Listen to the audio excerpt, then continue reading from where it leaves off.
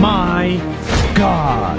This is one of the most unique things I have ever seen. It's a river in the Amazon jungle that is boiling.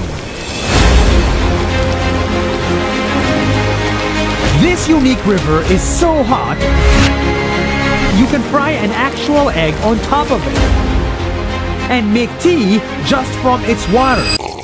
It's so dangerous if you fall into it. Humans get burned and animals die. This boiling river is not a hot spring or a volcano. It's glacier water heated from the bottom of Mother Earth that makes a 7-kilometer river in Peru's jungles that will blow your mind, heal your body, and boil your breakfast.